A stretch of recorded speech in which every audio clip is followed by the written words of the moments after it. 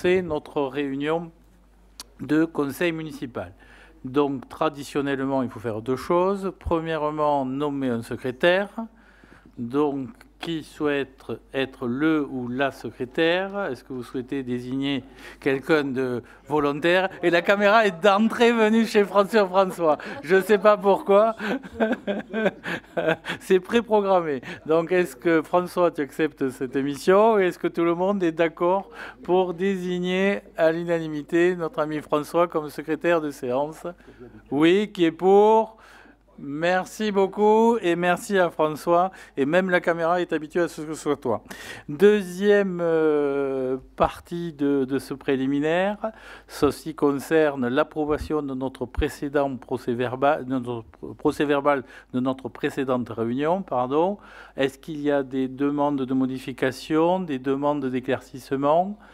Non. Est-ce que tout le monde est d'accord pour approuver le PV tel qu'il vous a été présenté? Qui est pour? Eh bien, merci beaucoup de cette unanimité. Donc maintenant, premier point, Martine Maréchal, décision modificative relative à l'exercice du budget principal 2023. Oui, bonsoir à vous tous. Une fois n'est pas coutume, nous sommes en avance sur un programme d'investissement qui est le Jardin Gabold. Et pour cela, nous devons réaffecter un complément à la ligne correspondante de 323 000 €, comme vous l'avez sur le tableau. Et nous allons prendre cette somme sur des diminutions de crédit d'autres lignes d'investissement. Vous voyez, autres bâtiments publics, moins 198 000 €, et autres immobilisations corporelles, moins 125 000 €. Et cette opération Jardin Gabold est prévue en autorisation de programme, d'où le fait que nous devons appliquer cette décision modificative. Y a-t-il qui ne change rien, bien entendu, au budget global? Y a-t-il des questions? Non. Dans ce cas, qui est pour? Merci. Deuxième point, Marielle, concernant les indemnités forfaitaires pour certains agents. Modification de l'indemnité forfaitaire lors de fonctions essentiellement itinérantes des agents communaux. La réglementation, notamment le décret 2001-654 du 19 juillet 2001, prévoit l'indemnisation des frais de déplacement des agents missionnés pour se rendre à l'extérieur de leur résidence administrative. Sont exclus de ce dispositif les frais occasionnés pour des déplacements à l'intérieur du territoire municipal. Concernant les agents occupant des fonctions itinérantes et utilisant leur véhicule personnel, la collectivité a la possibilité d'instaurer une indemnité forfaitaire dont le montant maximum est défini par arrêté ministériel. À titre indicatif, le montant maximum annuel de cette indemnité est actuellement de 615 € par agent. Cette indemnité a été instaurée par le conseil municipal en 2021, puis reconduite en 2022 pour rappel. Pour mettre en œuvre cette indemnité, il revient au conseil municipal de déterminer les fonctions essentiellement itinérantes à l'intérieur d'une commune au titre desquelles peut être allouée une indemnité forfaitaire. Les fonctions éligibles doivent être caractérisées par des déplacements fréquents, voire quotidiens, à l'intérieur de la commune dès lors que l'agent ne peut pas disposer d'un véhicule de service. Une mise à jour est effectuée chaque année afin de déterminer la liste des fonctions concernées. Pour 2023, la liste des fonctions proposées est la suivante, sachant que seuls les agents concernés au sein de ces services par les déplacements percevront l'indemnité. Les directeurs ou directrices d'ALAE, l'adjoint de direction d'ALAE, les animateurs ou animatrices jeunesse, gardiens du centre culturel, agents d'entretien, coordinatrices du classe et du CMJ, ATSEM et intervenantes coup de pouce, responsables du service entretien et école, responsables service jeunesse, gestionnaire du parc de photocopieurs, responsable du développement sportif, enseignant en activité physique adaptée, agent de maintenance de la piscine.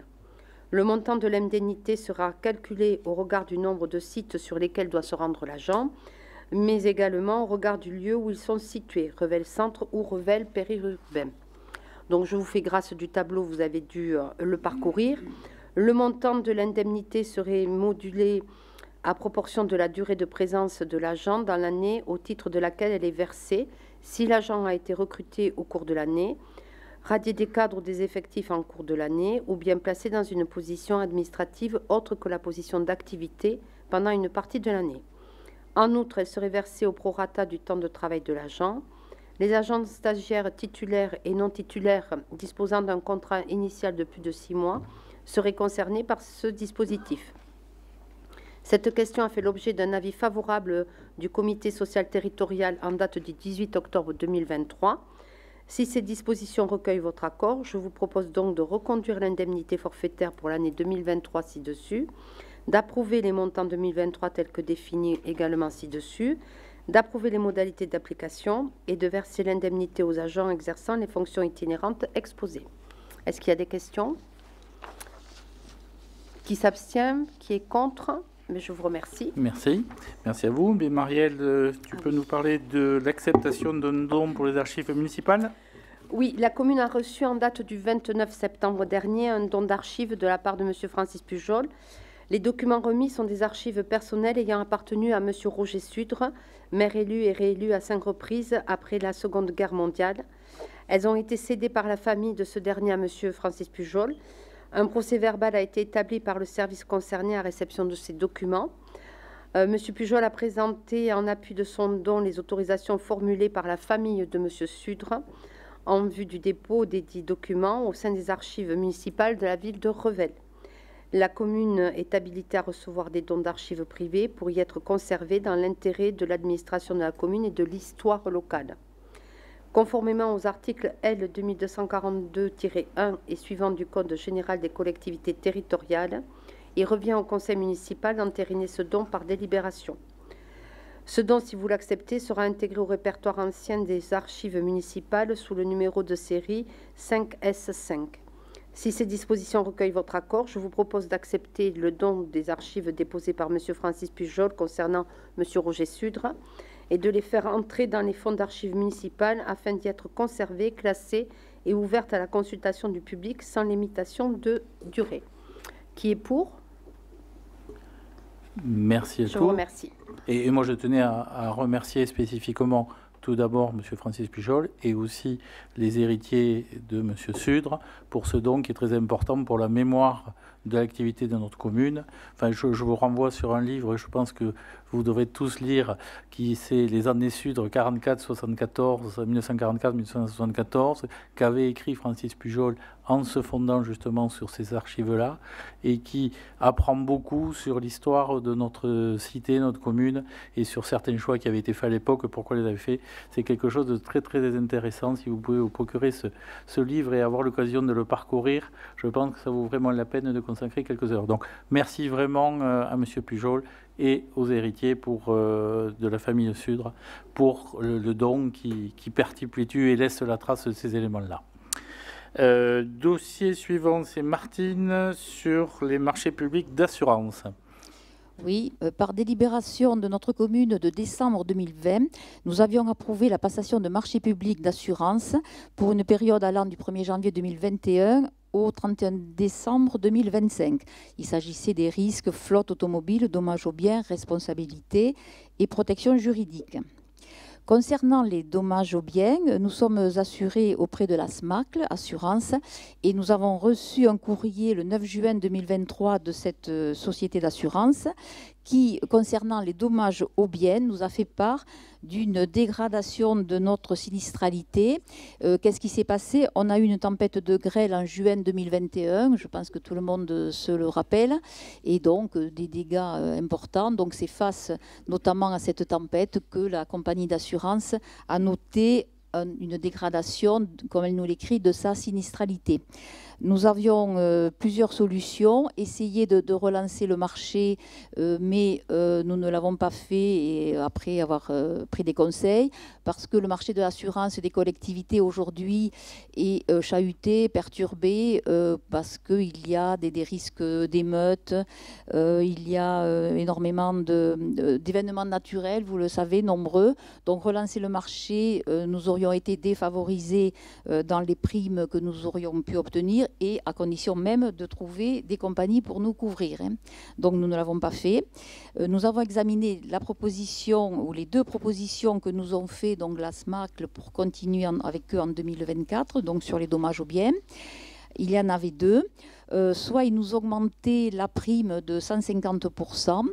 Donc la prime passe dans ce cas-là de 27 000 € en année 2023 à 70 000 € pour 2024. Et elle nous maintient nos franchises qui sont relativement faibles, puisque par exemple on a 1 500 € de franchise lorsqu'il y a grêle et pas de franchise lorsqu'il y a des chocs terrestres de véhicules, ce qui peut arriver, qui arrive de temps en temps. Donc 43 000 € effectivement, mais on n'avait pas de nouvelles franchises et on pouvait aborder les futurs sinistres s'il y en a dans les mêmes conditions. Elle nous a fait également une deuxième proposition d'augmenter la prime de 110%. Dans ce cas-là, la prime aurait augmenté de 30 000 €. Mais elle nous aurait fortement augmenté les franchises qui seraient passées à 75 000 € en cas de grêle.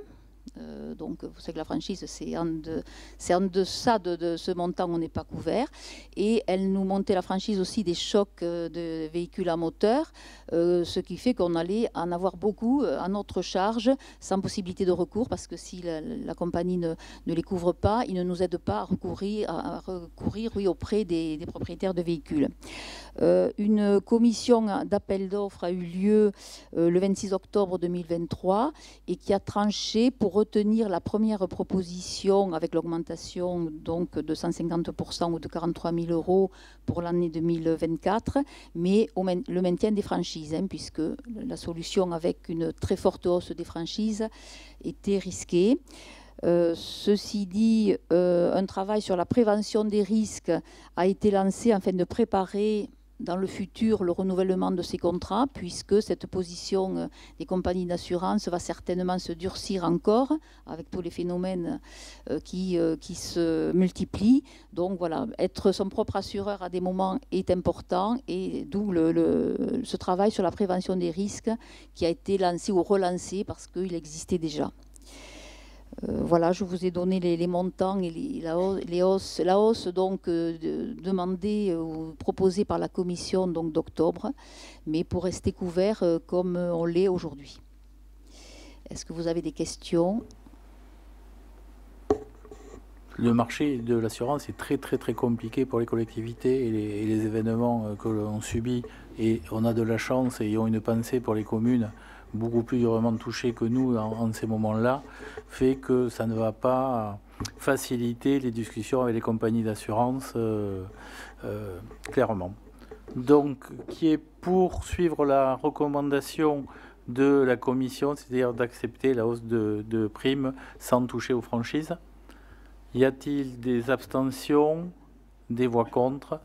Donc merci, mais nous subissons un impact de 40 000 € sur le budget, donc ça représente beaucoup d'argent. François, accord cadre des travaux de voirie. Par délibération du 29 septembre 2022, le conseil municipal a approuvé la résiliation du groupement de commandes passé entre la communauté de communes en raison de la reprise de la compétence voirie par les communes membres. On m'entend? Oui. Bon, c'est bon.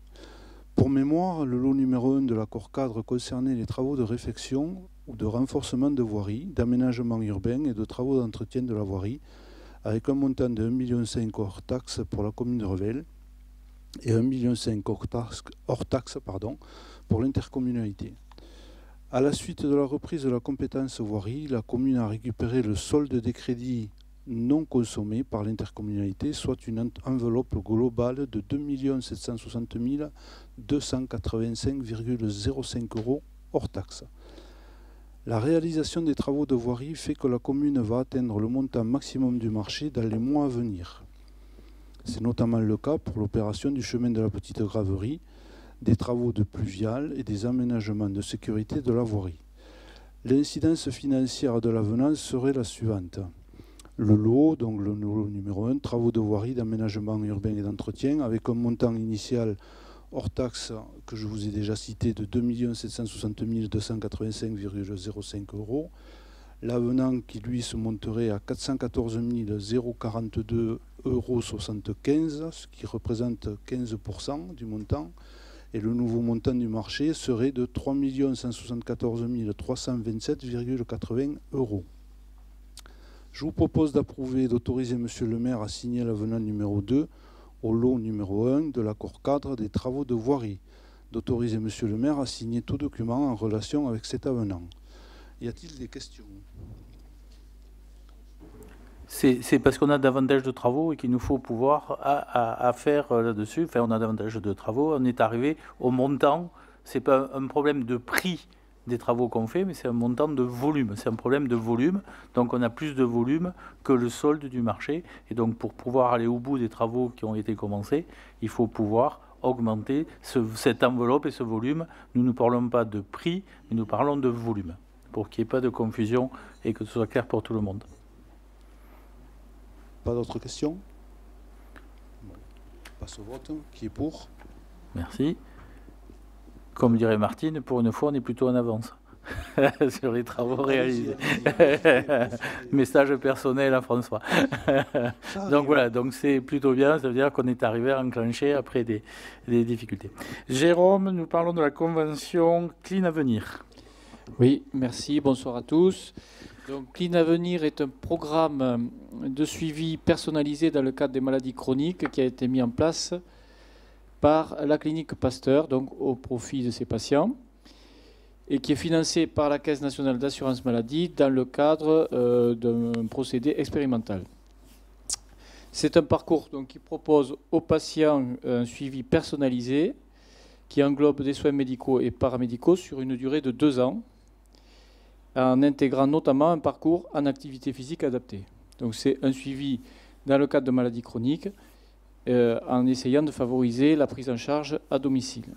Et donc la clinique Pasteur a sollicité la maison Sport Santé de Revel en vue de participer à cette action. En contrepartie, donc,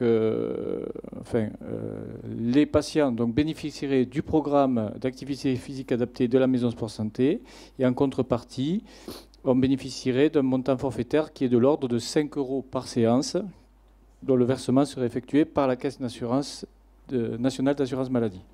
Ce qui fait pour un programme 60 € par patient qui reviendrait directement à la maison Sport Santé. Voilà. Est-ce qu'il y a des questions? Oui. Oui, essayez de prendre le micro qu'on t'entende. Oui.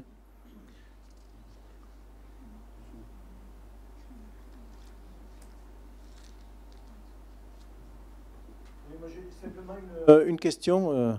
Jérôme, tu as évité le terme expérimentation qui est dans le papier qui nous est présenté. À ma convenance et à mon souvenir, le procès Nuremberg a interdit des expérimentations sur les hommes. Et ce terme me choque. Il y aurait eu une notion de suivi, de synthèse ou de statistique, ça m'aurait convenu. Le terme expérimentation ne me convient pas. Et c'est pour ça que je vais voter contre. Oui, enfin, je pense que le point expérimentation est plus un problème de terminologie.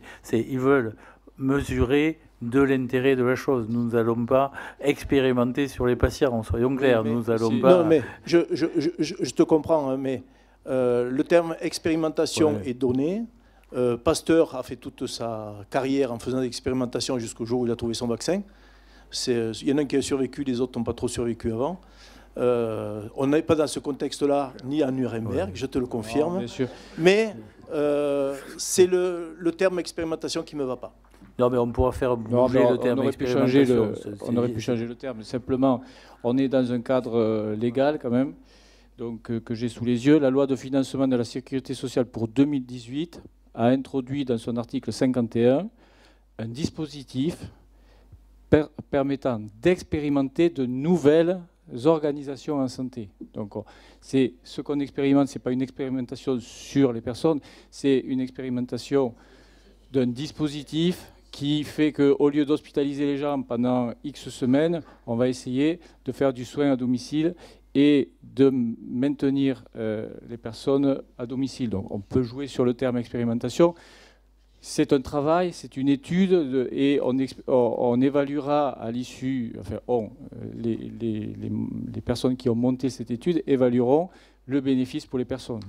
Donc effectivement, on peut peut-être jouer sur le mot expérimentation, mais dans les faits,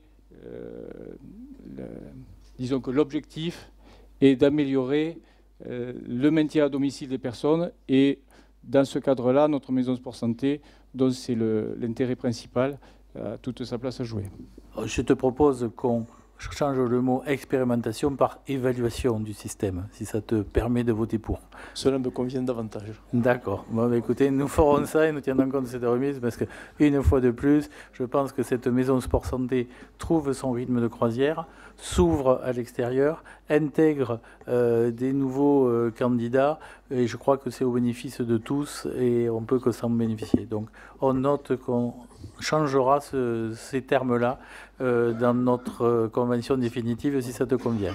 Donc, j'en profite pour ajouter que nous cherchons des partenariats avec divers organismes pour financer un peu notre maison sport santé qui, je rappelle, est municipale et gratuite pour les patients. Mais dans ce cas-là, c'est la clinique Pasteur qui, dans le cadre du maillage du territoire que nous essayons de mettre en place, est venue nous solliciter. Donc c'est un énorme progrès. Et peut-être un petit mot pour le contrat local de santé, que tout le monde soit au courant. Donc nous avons signé via l'intercommunalité un contrat local de santé avec l'agence régionale de santé. La coordonnatrice que nous avons recrutée, donc, qui est financée à moitié par l'intercommunalité et à moitié par l'ARS, a pris ses fonctions le 1er octobre. Et donc ce dispositif est un outil en fait pour le territoire qui doit servir à bien évaluer les besoins réels de notre territoire et de fédérer, de coordonner tous les acteurs médico-sociaux, toutes les instances, toutes les organisations, toutes les associations qui ont un rôle à jouer dans la prévention et dans l'acte médical et dans le suivi social, pour que toutes les actions de ces différents intervenants soient bien adaptées aux besoins évalués sur notre territoire, évalués par les élus et par la population. Voilà. Et la maison sport santé cristallise un petit peu l'intérêt de ce type de prise en charge. Merci. Donc, avec ces précisions, qui est pour? Merci beaucoup. Qui est contre? Il s'abstient. Et moi, je tiens à remercier une nouvelle fois Jérôme pour l'implication dans son quotidien qu'il met, qui se traduit par la création du pôle municipal de santé, l'arrivée de nouveaux médecins, l'élargissement depuis 2-3 ans de consultations grâce à ce pôle de spécialistes, dont ceux de Pasteur sur certaines pathologies. On n'est pas au bout du chemin. Le chemin est encore long pour essayer de... alors, j'ai toujours du mal quand on dit désert médical à Revel, parce qu'il faut se comparer par rapport aux autres territoires, y compris les territoires urbains comme Toulouse, où trouver un médecin est aussi compliqué en ville qu'en rural. Donc, oui, effectivement, c'est pas facile. On sait qu'on est en face à une problématique de nombre de docteurs, de nombre de praticiens, mais on arrive, grâce à tous les efforts qu'on déploie et qui ont un certain coût budgétaire. Hein. Je rappelle ici qu'à la fin de l'année, le pôle municipal de santé va être une charge que je ne regrette pas, mais qui va se monter à 120 000 € à la fin de l'année. C'est ce que ça va nous coûter à nous, contribuables revellois, pour venir en complément, et le mot complément est un peu mot faible, de la carence des services de l'État qui, je le rappelle, la santé est un pouvoir régalien et on se trouve devant le fait à devoir compenser une partie de ces turpitudes, je vais employer le mot, et de ces retards là-dessus. Mais nous estimons, et on l'a toujours voté tous à majorité, que c'est quelque chose de très important pour notre territoire. Et on peut remercier aussi les soignants du territoire, les médicaux, les paramédicaux, qui sont maintenant bien associés. Tous les soignants du versant Haute-Garonne de l'intercommunalité ont adhéré à la CPTS du Lauragais, dans la communauté professionnelle et territoire de santé, qui est là aussi un outil pour aider les professionnels de santé à réaliser leur mission. Donc, ils adhèrent au projet de se fédérer pour mieux soigner, et on ne peut que les remercier. Je te suis dans ces remerciements. Le point suivant, c'est je vous propose de signer l'avenant au programme national Action Cœur de Ville. Vous avez en tête que depuis 2018, on faisait partie, grâce au sénateur qui est à ma gauche, du programme Action Cœur de Ville, qui a donné de bons résultats, puisque sur les actions qui étaient prévues dans ce premier plan, il y a à peu près 80% des actions qui ont été engagées, finalisées et sur des bons éléments. Donc ce qu'on vous propose, c'est dans le cadre national du renouvellement de l'action Cœur de Ville pour la période 2023-2026, d'adhérer et de s'inscrire dans ce nouveau plan, sachant que l'on va continuer de travailler à travers 26 actions sur les 5 axes du programme qui sont la réhabilitation et la restructuration de l'offre de l'habitat, la favorisation d'un développement économique et commercial.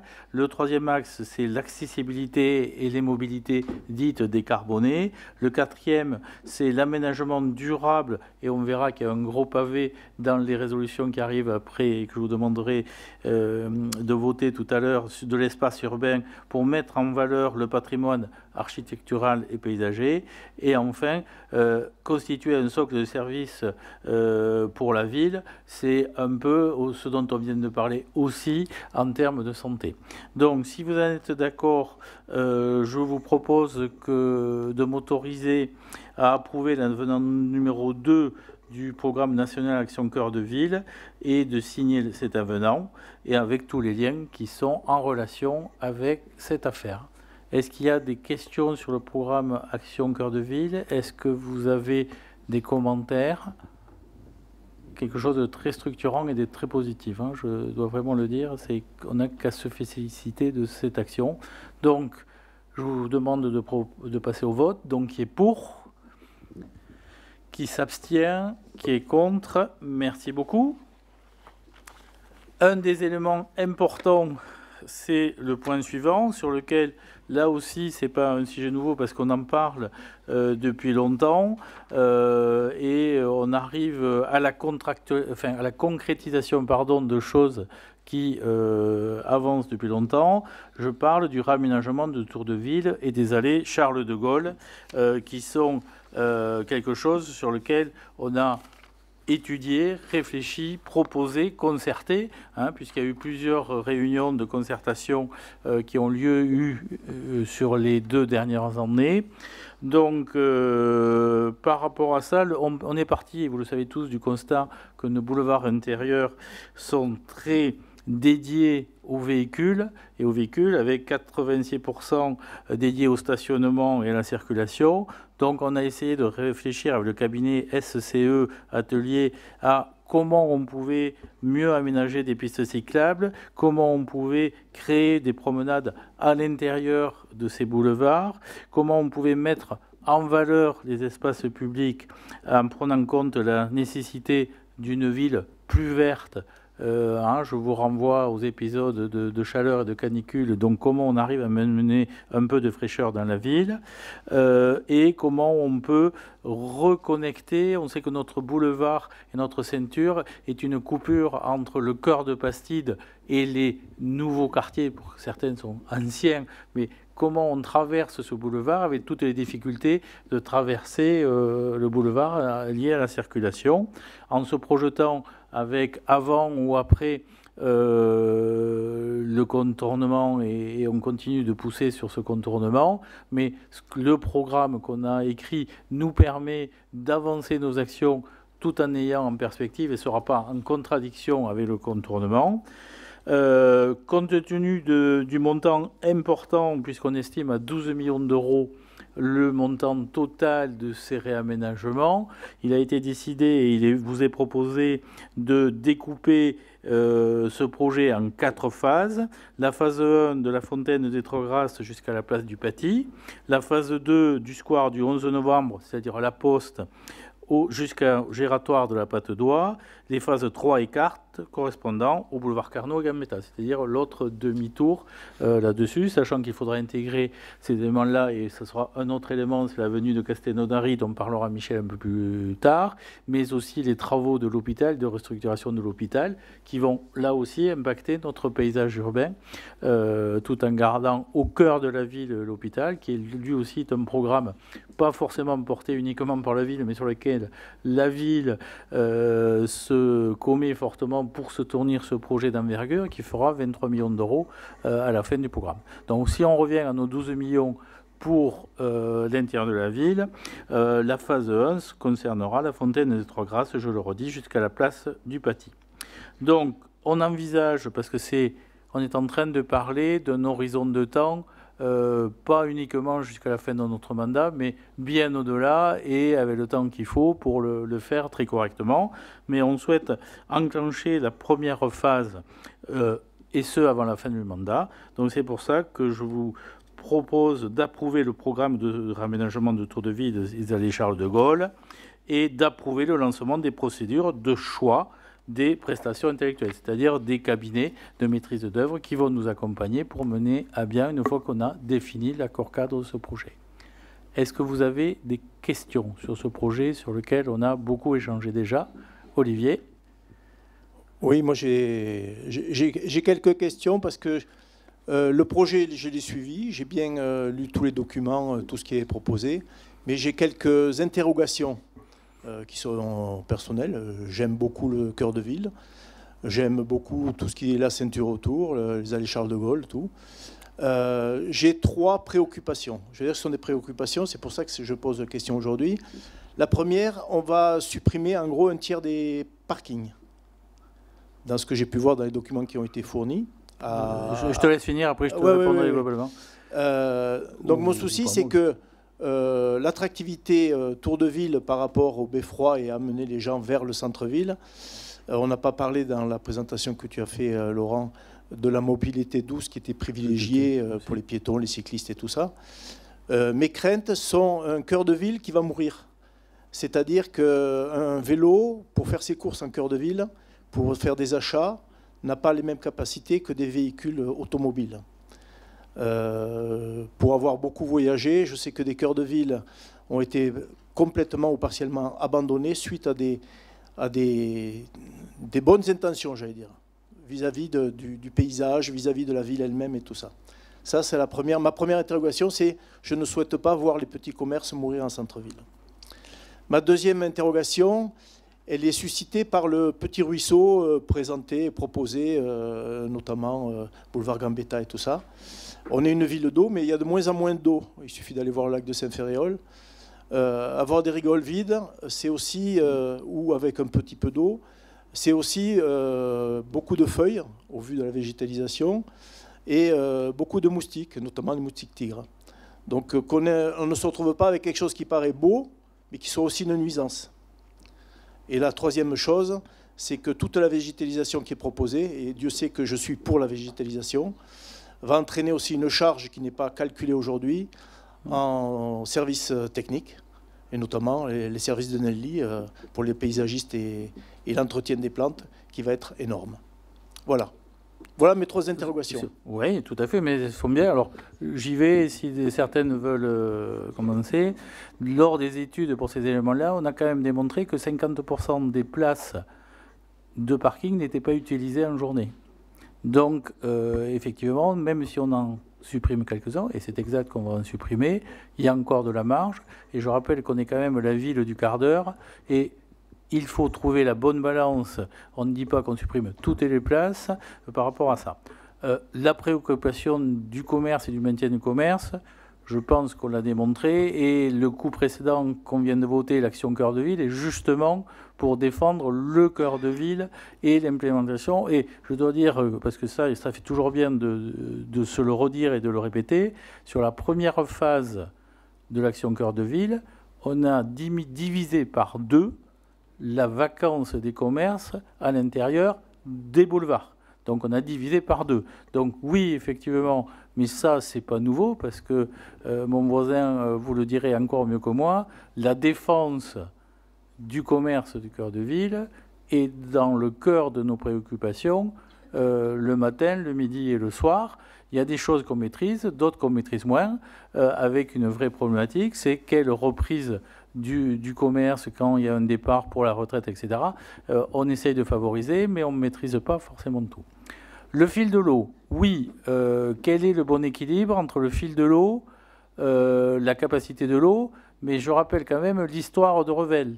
Et revenons aux sources, si je peux reprendre ces éléments-là, de la ville de Revel. Si Revel, et si les plans de la Bastide ont été faits comme ça, c'est parce qu'on a la chance d'avoir une eau qui nous arrive en haut, et donc en particulier rue du Temple ou en haut des Fontaines de Trois-Grâces, et qui descend pour permettre de récupérer les eaux neuves, les eaux vieilles, et par rapport à ça. Donc revenir à la source et à l'histoire même de la Bastide en recréant ce fil d'eau, c'est ce qu'on va essayer de recréer. Si on va signer, et c'est l'objet d'aujourd'hui, non pas de s'arrêter sur un plan définitif, mais de choisir la maîtrise d'œuvre qui, suivant un plan général, et pouvoir adapter là-dessus.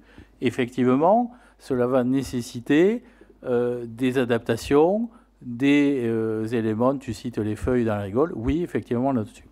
Troisième élément, ton inquiétude quant au service de l'espace vert. Je rappelle au passage qu'on a augmenté les effectifs des espaces verts de 50% sur les 10 dernières années. C'est-à-dire qu'il y a 50% de plus de jardiniers que ce qu'on avait à l'époque. Donc ça veut dire qu'on a su adapter les ressources aux nouvelles contraintes, mais on ne peut pas à la fois désirer réduire la température, qui est là aussi une véritable nuisance, et de passer d'un tout bitume à un peu plus de végétalisation, sans arriver à planter des arbres ou de la végétalisation. À nous d'être et de se faire accompagner, parce qu'on n'est pas forcément tous des spécialistes de botanique et du vert, à trouver les bonnes espèces qui nous permettent un entretien plus ou moins modéré, qui, en termes de consommation d'eau, soit aussi adapté au changement climatique que l'on connaît et que l'on ne peut constater. Voilà. Donc oui, c'est des préoccupations. Je ne pense pas que les gens qui ont eu à travailler, mais je peux vous laisser, enfin, et je vais vous laisser la parole à ceux qui ont travaillé plus spécifiquement sur le dossier, et complètement occulter ces préoccupations, et c'est bien au cœur de nos préoccupations. Dernier élément, et après je passe la parole, que le lac de Saint-Ferréol soit bas en fin novembre, quand il n'y a pas eu d'eau pendant tout l'été, c'est quand même assez logique. Et c'est pour ça qu'a été fait le bassin de Saint-Ferréol. Je rappelle que ces soucis de niveau ne sont pas nouveaux, puisque si on a fait venir Vauban pour rehausser la capacité du lac et créer la voûte Vauban, c'est que du temps de Riquet déjà, il y avait peut-être des raisons et des problématiques d'eau. Juste pour rappel historique. Dernier élément, et nous étions avec monsieur le sénateur, Madame la ministre Faure, Monsieur le préfet de région, les services de la DREAL et les services de l'État, etc., pour voir comment on pouvait retrouver la capacité nominale, et vous savez que c'est mon combat, je vous bassine avec ça, si j'ose dire, pour le mot bassine, pour retrouver la capacité. Il semblerait qu'il y ait une ouverture pour retrouver sur les 1,2 million de mètres cubes qui nous manquent à l'heure actuelle, 1,3 million, pour être encore plus précis, 600 000 mètres cubes très rapidement, puisque l'engagement du préfet, c'est que ce soit avant la saison touristique prochaine. Donc, prenons acte de cette volonté. Et il y a une prochaine réunion qui doit se tenir d'ici le 15 décembre avec les services de l'État et en janvier de nouveau avec la ministre pour retrouver ces capacités. Parce qu'effectivement, on a de l'eau, il faut qu'on arrive à mieux la stocker et, virgule, mieux l'utiliser et ne remettre en perspective que le canal du Midi avait été fait pour du transport. C'est désormais du tourisme ou du fluvial.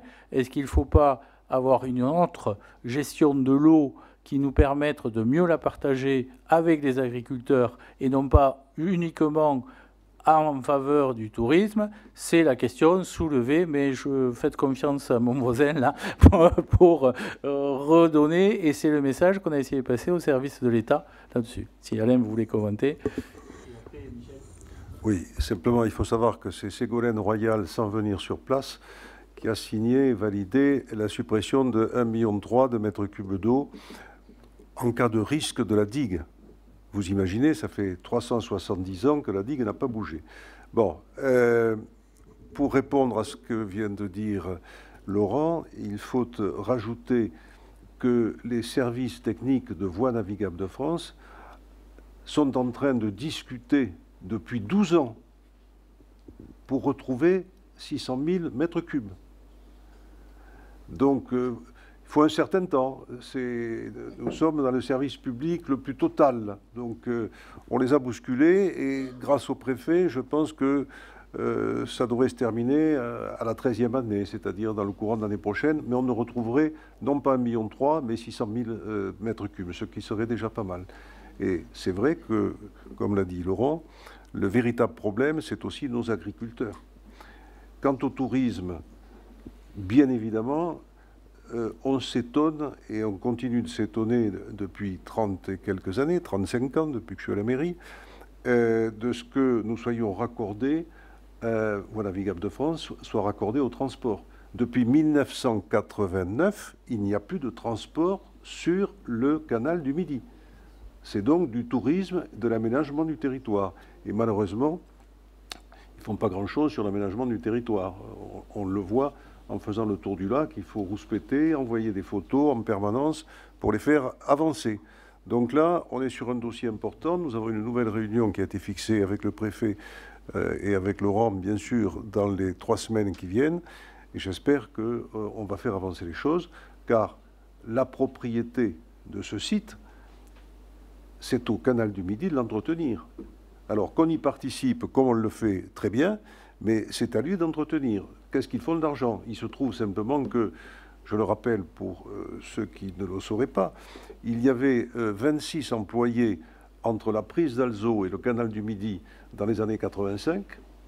Il n'y en a plus que 6 aujourd'hui, mais il y a beaucoup plus de salariés au canal du Midi. Le canal du Midi n'a pas bougé, mais par contre, dans les bureaux, il y a beaucoup plus de monde. Donc on leur demande de faire en sorte qu'on ait plus de monde sur le terrain. Voilà. Merci. Alors, par rapport aux recommandations, là, on a un peu dévié le fil de l'eau, mais c'était important de vous débriefer de ces réunions qui sont très importantes, si on en croit les réseaux sociaux. Et j'en profite pour dire que le lac n'est pas vidé parce qu'il y a des cyanobactéries, mais parce que c'est juste un niveau de l'eau, ça restera peut-être quelques internautes ici ou là. Donc, Michel, tu veux peut-être commenter les points de Olivier. Sur les points qu'a soulevé Olivier, bon, il y a le problème la question du stationnement, qui n'est pas un problème, c'est une question. C'est vrai que moi aussi, ça m'a un petit peu choqué au départ de voir qu'on allait supprimer autant de places de parking. Mais je pense qu'il faut penser à une chose aussi, ce qui est important, c'est la gestion de l'utilisation des places de parking. Aujourd'hui, ces places de parking, elles sont utilisées par tous les commerçants, les personnes qui vont utiliser les commerces, mais elles sont utilisées également, notamment par des personnes qui travaillent sur place, qui travaillent toute la journée et qui laissent leur voiture à proximité de leur commerce. Je veux dire, je pense qu'on doit arriver à faire une gestion de ces places de parking pour que les gens puissent aller stationner Place Nougaro, ou Jean Ferrat plutôt, et faire 5 minutes à pied pour aller à leur travail et 5 minutes le soir pour rentrer. Je veux dire, déjà, on réglera une partie des problèmes de places qui sont occupées et qui pouvaient être libres. Ça, c'est la première. Ça concerne le stationnement. Deuxièmement, concernant l'eau, aujourd'hui, on a de l'eau qui traverse Revel. Et le fait de créer une rigole pour mettre à nu une partie de la circulation d'eau, ça ne va pas nécessiter un besoin supplémentaire d'eau, puisque cette eau, elle existe, et aujourd'hui, elle passe en souterrain. L'idée, c'est de pouvoir la capter à un endroit, la ramener à un autre, de façon qu'elle soit visible. C'est tout. Je veux dire, ça ne demandera pas une ligne de plus d'eau que ce qu'on utilise, ce qui passe actuellement dans Revel. Voilà, donc je pense que de ce côté-là, alors c'est vrai que l'eau, il y a des feuilles, il y a ci et là, mais il y a quand même un certain charme. Je veux dire, je pense qu'on doit pouvoir recréer dans Revel sans que ça soit néfaste. Et au contraire, je pense que ça sera agréable pour les habitants, les touristes et pour tout le monde. Et puis généralement, les moustiques tigres aiment bien l'eau stagnante. Donc si elle roule, il y en a a priori un peu moins. Et un dernier mot, comme dirait ma voisine, une fois n'est pas coutume, mais on a pris de l'avance, puisqu'on a une réunion avec les services concernés, qui va être piloté par Martine à partir du 20 novembre, je crois, pour réfléchir à la suite à donner, comment on va gérer l'herbe dans la ville dans les années à venir, comment on va gérer tout ça avec la voie verte qui va nécessiter du travail en plus et avec la végétalisation du tour de ville. Est-ce qu'on a répondu à des questions? Oui, je voulais vous remercier d'abord de vos réponses. Hein. Ça permet que tout le monde au moins soit dans le circuit. Moi, il ne s'agissait pas d'une consommation d'eau, hein, ce n'est pas le propos du lac et compagnie. Pour compléter vos informations, à la même période où ils ont supprimé des emplois, ils ont aussi supprimé tous les éclusiers. Ce qui fait que ce sont aujourd'hui des gens qui sont non professionnels, qui sassent des mètres cubes d'eau à chaque fois, sans attendre l'arrivée du voisin. Et là aussi, on consomme beaucoup d'eau et ça fait partie aussi des dépenses. D'accord. Voilà, simplement pour dire ça. Non, mais c'est vrai. Et je sais que le travail est remarquable, tout ce qui a été fait, on l'a suivi avec Michel sans aucun problème. Ce sont simplement des interrogations sur l'avenir et je tenais à le souligner. Je n'ai pas d'opposition particulière au projet. Ça permet de clarifier si c'est pas clair. Donc, est-ce qu'il y a d'autres réactions, d'autres questions? Donc, est-ce que je vous propose de passer au vote? Donc, qui est pour, je rappelle une fois de plus, lancer le choix de la maîtrise d'œuvre. Y a-t-il des personnes qui s'abstiennent et qui s'opposent? Mais merci à vous. Et c'est un beau projet qui va nous occuper encore quelques belles années. Point suivant, c'est la requalification de l'avenue de Castelnaudary et je passe la parole à Michel. Oui, merci. Donc, on va continuer sur les projets d'aménagement. Vous savez que l'avenue de Castelnaudary, c'est une entrée de ville qui est la plus importante de la commune, avec plus de 12 000 véhicules moyennes par jour qui passent par cette avenue. Elle mixe plusieurs fonctions en termes d'implantation, l'habitat, le commerce et les services et les usages. Actuellement, elle est peu propice aux mobilités douces et d'un point de vue en particulier de la sécurité, du confort. La commune a souhaité donner les moyens de définir un programme ambitieux de requalification de cette voie en missionnant en 2022 le cabinet des scènes de ville, qui a fait une première étude là-dessus. Le périmètre d'étude s'étend du giratoire situé au niveau de l'avenue du Coude jusqu'au giratoire de l'Horte. Le parti d'aménagement consiste à créer, lorsque le foncier disponible le permet, une piste cyclable bidirectionnelle côté nord, à l'ouest du giratoire du 6 juin 1944. L'intervention consistera à une mise aux normes des cheminements piétons existants et à la mise en place d'un éclairage adapté. Pour cela, plusieurs objectifs ont été fixés pour élaborer ce programme, à savoir offrir un cadre agréable pour diminuer la prédominance des nuisances et des dangers issus des déplacements motorisés, améliorer la sécurité des usagers de la voie, en particulier sur les entrées charretières, les tours à gauche et les giratoires, réduire la vitesse de circulation, réhabiliter ou, le cas échéant, étendre les réseaux techniques, créer de la cohérence par l'aménagement d'espaces publics à travers les choix de la végétation, des matériaux et du mobilier urbain, conserver l'alignement d'arbres existants, le compléter chaque fois que cela sera possible, et limiter l'effet d'îlots de chaleur urbain en maximisant les surfaces poreuses et en privilégiant les plantations génératrices d'ombrage. Ce projet est inscrit dans l'action numéro 12 du programme d'action Cœur de Ville et Bourg-Centre. Le coût de cette requalification est aujourd'hui évalué à 4 500 000 € hors taxes, donc 4 millions de travaux. Pour poursuivre cette opération et affiner le coût, il convient de sélectionner une équipe de maîtrise d'œuvre. Sur la circulation qu'il y a sur cette avenue de Castelnaudary, il faut savoir que le jour où il n'y a plus de circulation, c'est le vendredi. Il y a quand même 15 000 véhicules qui passent sur l'avenue de Castelnaudary les vendredis. Vous voyez, c'est quand même d'une importance énorme. C'est plus important que certaines zones d'autoroute ou de voiries, de voies plus importantes. Donc je pense que c'est important. Et c'est vrai aussi que ce nombre de circulations, il va durer jusqu'à ce que le contournement de Revel soit mis en place. Donc c'est aussi, il faut penser que c'est un élément important de notre aménagement qui va permettre aussi de réadapter cette avenue de Castelnaudary, étant bien entendu que les travaux qu'on va prévoir dès à présent vont pouvoir s'adapter lorsque le contournement sera fait. Mais je veux dire, aujourd'hui, on a des contraintes à respecter. Il y a les convois à grand gabarit qui doivent passer sur cette route, nous imposent des largeurs, nous imposent des zones de circulation qui pourront être levées une fois que le contournement sera réalisé. Donc je pense que c'est aussi un des éléments indispensables pour l'aménagement de notre tour de ville, de notre ville, et surtout l'aménagement, de l'avenue de Castelnaudary, mais essentiellement de l'avenue du tour de ville, puisque je veux dire, les nuisances, elles sont quand même pour tous les habitants, il ne faut pas l'oublier, qui sont sur le tour de ville avec le nombre de camions importants qui arrivent par là, le nombre de véhicules supplémentaires qui vont arriver avec la sortie de Puy-Laurent, de sortie d'autoroute à Puy-Laurent, ça sera 1000 véhicules de plus par jour qui vont passer, donc 300 de plus, 300 poids lourds de plus qui vont passer. Donc je veux dire, ça va aggraver la situation. Donc on ne parle pas du contournement, mais il faut quand même continuer à en parler, je veux dire, de façon que notre département avance le plus rapidement possible. Sachez que là-dessus, on y travaille de façon permanente et qu'on essaie de bousculer tout ce qui existe.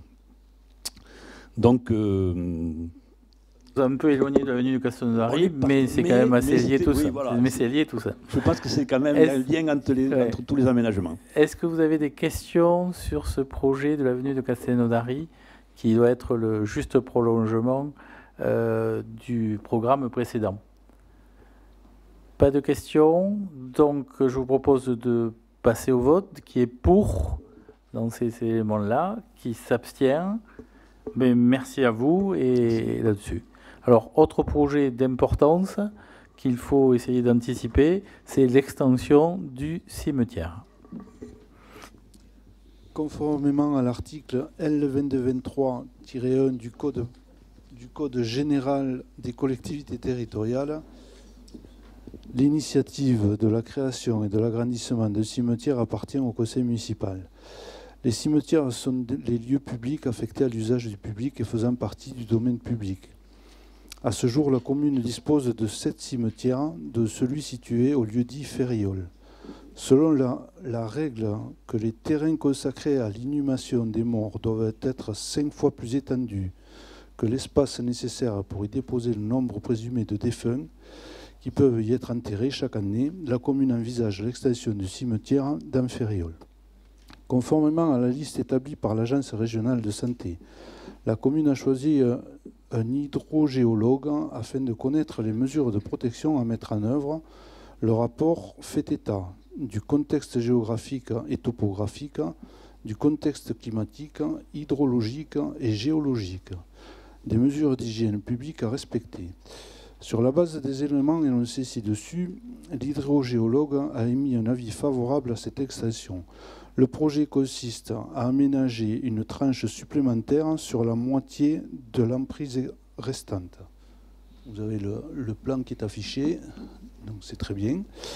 Il se composerait des mêmes équipements que sur la première tranche, à savoir un jardin du souvenir, des caveaux de 2 et 4 places, ainsi que des cavernes. L'estimation du coût de l'opération est le suivant. Prestations intellectuelles 35 000 €, travaux 630 000 €, donc un total hors taxe de 665 000 €. En TTC, ça revient à 798 000 €. Si ces dispositions recueillent votre accord, je vous propose d'approuver le programme d'extension du cimetière situé au lieu-dit Ferriol. Y a-t-il des questions? Là aussi, beaucoup d'argent, et même si on le découpe par tranche, sachant qu'on n'est pas pressé d'aller visiter ce lieu, ni les uns ni les autres, et j'espère personne de notre commune, mais il faut quand même essayer, c'est notre rôle, d'anticiper pour ne pas se retrouver bloqué à un moment donné. Ceci n'exclut pas aussi, je me permets de le rappeler, qu'on fasse toutes les procédures de récupération de tombes, etc. en parallèle. Hein. Oui. Tout ça vit en parallèle et ce n'est pas exclusif de ce qu'on fait sur nos cimetières actuels. Y a-t-il des questions? Donc, qui est pour? Pas pour aller au cimetière, mais pour voter l'extension. Y a-t-il des personnes qui s'abstiennent ou qui sont contre? Merci à vous. On va parler de superposition avec VNF. Voilà, mais dans le cadre en fait de l'inscription de nos sentiers pédestres et VTT un peu plus tard au PDIPR et donc une fois cette inscription réalisée, la labellisation auprès des fédérations de randonnée pédestre ou cyclisme d'ailleurs. Donc, pour pouvoir avancer sur ces inscriptions au niveau du département, nous devons signer une convention de superposition avec VNF lorsque les sentiers pédestres ou VTT d'eux-mêmes passe sur du domaine public fluvial, donc géré par VNF. Nous concernant actuellement, il s'agit de circuits pédestres autour du lac de Saint-Ferréol, enfin du moins qui vont vers la Gerbe pour la boucle Jefferson qui, dans quelques semaines ou mois, va pouvoir être mise en place. La convention avec VNF nous autorisera à baliser ces sentiers-là. Elle répartit l'entretien entre VNF et la commune. Pour faire simple, VNF continuera le même entretien qu'aujourd'hui avec les limites dont on a parlé. Nous, s'il y a un problème de blocage d'un sentier, il faudra que la commune intervienne et soit vigilante dans tous les cas, s'il y avait tempête ou s'il y avait un blocage de sentier. Donc l'entretien est à peu près partagé et la vigilance sera commune entre VNF et la commune, justement.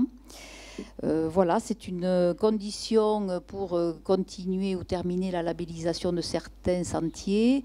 Je ne suis pas revenue sur l'historique que vous connaissez, puisque dans le cadre du dossier intercommunal, il y en a pas mal.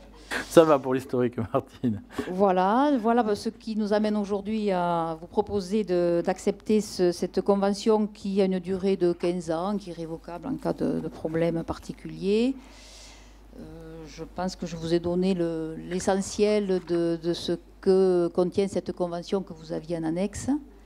Est-ce qu'il y a des questions? Non. Non, donc on va passer à l'approbation. Qui est pour? Je vous remercie. Merci à toi. Point suivant, c'est le rapport d'activité de notre communauté de communes aux sources du canal du Midi. Donc vous avez tous été destinataires de ce rapport, donc je ne vais pas le relire dans tous ces détails. Je voudrais juste mettre en exergue quelques éléments de ce rapport et liés aux compétences principales de cette communauté de communes que j'ai l'honneur de présider. Premier élément, c'est l'enfance et la petite enfance, avec les 4 espaces multi-accueil qui sont dotés de 109 places et sur lesquels la communauté de communes souscrit ou abonde pour 580 000 € par an. Donc forcément, on n'a pas forcément cette année-là, mais c'est 580 000 € par an qui sont abondés. On a les travaux qui ont eu lieu, puisqu'on parle du rapport 2022 sur la crèche de Revel, où on a refait la toiture et on a rafraîchi cet espace et sur lequel on a investi 138 000 €.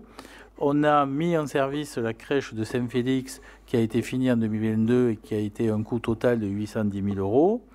Il y a pour l'enfance, la petite enfance, l'accueil de loisirs à Saint-Ferréol sans logement qui a été et sur lequel on a accueilli 436 enfants, qui est une fréquentation en hausse de plus 16% sur les mercredis, même si on n'est pas encore au bout de la capacité totale d'accueil et sur lequel il faut qu'on travaille. On a un vrai point d'accès de cet accueil de loisirs pour les familles et d'élargissement du nombre de familles pour se rapprocher de notre maximum.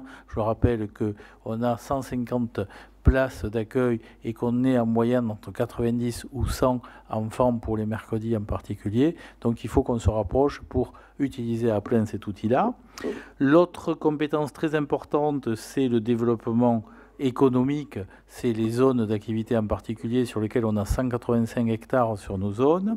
On a eu 29 dossiers de prospects. C'est long. La conjoncture des dernières années ne facilite pas l'implantation, l'investissement. Vous connaissez aussi bien que moi le contexte économique et il faut tourner beaucoup de pierres pour essayer de trouver et de faire venir. Mais une fois de plus, l'emploi est quelque chose de vital et d'important et c'est une des missions principales. Ce qui m'amène à vous parler du comité bassin emploi, qui est un outil très important tant pour les entreprises que pour les personnes en recherche d'emploi, puisqu'on a traité, ou le CBE a traité 394 offres d'emploi émanant de 166 entreprises ou chefs d'entreprise, et qu'on a reçu 3818 candidatures qui ont été traitées pour les rapprocher de ces offres d'emploi. Donc un travail considérable, et merci à l'équipe du comité bassin emploi qui est un élément important là-dessus. Autre élément important, c'est le forum d'entreprise, qui est une structure qui héberge soit des entreprises en création, soit en hôtel d'entreprise. À l'heure actuelle, il y avait 26 entreprises accueillis au forum, qui représentent 76 emplois. Et je redis, parce que c'est bien de leur dire très souvent, qu'il y a plus de 280 emplois sur nos zones d'activité économique, créés par des entreprises qui sont passées par la SEM Forum depuis plus de 30 ans qu'elle existe. Donc quelque chose de vraiment très important et de dynamisant. Autre point important, c'est le développement touristique, mais Martine nous a lu et nous a repris ici et en conseil communautaire les éléments du rapport d'activité. Je rappellerai juste 2 chiffres. Près de 72 000 visiteurs accueillis en 2022, 361 000 nuitées qui sont passées sur notre territoire. Donc c'est des chiffres importants qui conviennent de temps en autre de rappeler. Donc je ne vais pas... Il y a bien sûr eu les rendez-vous nature, parce que je vois Charlotte qui est juste en face de moi, qui a été quelque chose d'important et en 2022 et en 2023. Et je ne vais pas reciter ici toutes les actions de notre communauté de communes. Le contrat local de santé a été largement commenté précédemment. Donc je vous renvoie à ce rapport. Mais tout ça pour dire que cette communauté, ce n'est pas une structure de plus, c'est quand même une structure au service de nos administrés, et j'ai essayé de vous montrer de façon très pragmatique dans la vie quotidienne comment ça pouvait être utile pour nos administrés. Donc il n'y a pas de vote, il y a une prise d'acte qu'on vous a bien communiqué ce rapport, et je reste bien sûr à votre disposition si vous avez des questions sur ce rapport-là. Est-ce qu'il y a des questions? Non, donc je vous demande de prendre acte de la lecture de ce rapport. Élément, et c'est le dernier élément à l'ordre du jour de ce soir, c'est les informations que je vous dois en application des articles 2122-22 et 2122-23 du Code général des collectivités territoriales, pardon. Je vous informe qu'on a décidé de la fixation des tarifs pour les spectacles juste pour jouer le 21 septembre avec un tarif unique de 5 €, des Sancho le 25 octobre avec un tarif unique de 10 € et qui a été un bon succès avec beaucoup de fréquentation d'un public à qui on n'a pas forcément beaucoup de spectacles destinés, mais avec une coopération de incidence en première partie et les Sancho en deuxième partie et un bon succès. De la modification des tarifs de la location des salles municipales, en particulier la salle Claude Nougaro, pour tenir compte de 2 choses. Tout d'abord, l'effort qu'on fait pour essayer d'améliorer la prestation son et lumière en mettant à disposition des professionnels qui permettent, lors de spectacles, à des associations de bénéficier d'une prestation de qualité, et aussi sur la problématique d'immobilisation de la salle, même s'il n'y a pas un spectacle, mais parfois des assos nous prennent la salle pour une semaine entière, et jusqu'à présent notre tarif ne prévoyait qu'un jour de tarification. Donc on a modifié bien évidemment un tarif très nettement inférieur au prix plein tarif de cette salle. Donc là aussi vous avez été communication avec, je rappelle, la gratuité de la première manifestation pour toutes les associations revelloises et des tarifs dégressifs suivant si c'est une association revelloise ou extérieure, et si c'est une association ou une entreprise, bien évidemment on a une différenciation de tarifs. Je vous informe qu'on a demandé des subventions auprès du conseil départemental et de la caisse d'allocation familiale pour le fonctionnement du contrat local d'accompagnement à la scolarité, le CLAS, pour les périodes 2023 à 2026, 7 680 € auprès de chacun de ces 2 organismes pour 23, 8 000 pour 24, 8 050 pour 2025, on avance doucement, et 8 100 pour 2026. Bon, on espère que nos demandes seront reçues positivement. Qu'on a modifié la régie de recettes et d'avance auprès du service jeunesse pour accepter les règlements en ligne. On peut maintenant réserver et payer en ligne, ce qui est une nouveauté. On a, et là vous m'en ferez grâce, rétrocédé des concessions funéraires ou vendu des concessions funéraires. Vous me permettrez de ne pas citer les personnes concernées. On a signé des avenants ou des marchés publics selon la procédure adaptée. Il y en a 5 ou 6. La première, c'est une mission de contrôle technique pour les aménagements du square Gabold pour un montant de 2 688 € à BTP Consultant. Une mission de SPS, c'est-à-dire de sécurité du chantier pour les travaux d'aménagement du dit square Gabold à 2G coordination pour 1 814 €. Un marché subséquent à la mission de base de maîtrise d'œuvre pour la restauration du beffroi et de la centrale pour Arc et Site, l'architecte du patrimoine qui nous accompagne pour 208 458. J'en profite pour rappeler à tous ceux qui nous suivent que nous avons ouvert la possibilité de donation avec réduction d'impôt à la clé, qu'il est encore temps d'ici la fin de l'année et les années suivantes de participer à la rénovation avec un objectif de collecte de dons de 200 000 €. Qu'on a signé un avenant 1 au marché de maîtrise d'œuvre pour l'aménagement d'un espace urbain rue Georges Sabot à AATC pour 3 761. Pour la maîtrise d'œuvre pour l'extension du cimetière que vous a présenté François avec Valoris pour 2 178 € TTC. Qu'on a signé un contrat de mission de maîtrise d'œuvre pour la végétalisation et la désimperméabilisation des cours d'école. Là aussi, il faudra entretenir les arbres une fois qu'ils seront plantés, pour 50 484. Mais quand on voit nos cours d'école, je crois qu'il n'y a pas de question quant à la nécessité de les végétaliser. Et enfin, une mission de contrôle technique pour la restauration et la mise en œuvre du beffroi avec BTP Consultant pour 12 312 € TTC. Vous voyez qu'on a dépensé beaucoup d'argent ces dernières semaines. Et ça m'amène à une information qui n'était pas forcément dans mon dossier, mais qui date de cet après-midi. Vous savez qu'on a prévu, dans le cadre de notre budget, 4 millions d'emprunts. Donc on exécute, on a attendu d'en avoir besoin pour les exécuter. On a reçu et on a découpé ceci en 2 tranches. Une première tranche qui fait 1,4 million € avec la Banque des Territoires et un système d'e-tracking qui permet d'avoir des avances qu'on rembourse au fur et à mesure qu'on constate les économies d'énergie. Donc pour 1,4 million € à un taux qui sera de 2,6% sur 12 ans. Ce qui, par les temps qui courent, est pas mal par rapport à ça. Donc, et je vous rappelle que c'était lié, en fait, d'avoir des diagnostics, d'avoir le schéma directeur immobilier et énergétique, sur lequel ça avait été une de nos premières décisions de cette Assemblée, juste après avoir été élu, pour lancer le SDIE. Et vous voyez qu'on en a la contractualisation. Alors, on est plus rapide que VNF, mais ça prend quand même pas mal de temps. Donc, deuxième élément, et pour compléter ce 1,4 million pour arriver aux 4 millions, on a reçu des offres de prêts ou d'emprunts pour ce qui nous concerne pour 2,6 millions sur lesquels on s'est fait accompagner. Et après analyse de ces offres-là, on vous proposera, et où je signerai parce que vous m'avez donné les délégations jusqu'à ces montants-là pour le signer, mais je tenais à vous en informer, qu'on va accepter l'offre de la Caisse d'épargne pour un montant de 2,6 millions sur un taux qui sera basé sur le livret A, plus 0,60%.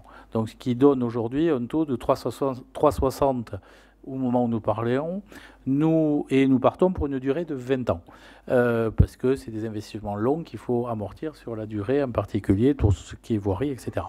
Donc 3,60 aujourd'hui, avec une variabilité limitée, puisqu'on parle quand même du livret A et que les taux de variation du livret A sont encadrés, je veux dire ça comme ça, avec un consensus qui dit que les taux devraient baisser. Mais si on le savait, on serait tous très riches et on prendrait beaucoup de paris sur cet avenir-là. Donc voilà, donc, on s'est fait accompagner par un cabinet spécialisé là aussi pour le choix et les personnes en charge, en particulier Martine et Colline Bajas, notre directrice financière. On est d'accord sur cette recommandation-là, donc je vous en informe là-dessus, sachant qu'on se comparait à des offres de concurrents qui étaient aux alentours de 4,40% par rapport à un 3,60. Voilà pour là. Y a-t-il des questions autour de la table? Ben, si ce n'est pas le cas, je vous souhaite une bonne soirée et je vous remercie de votre implication. À très bientôt.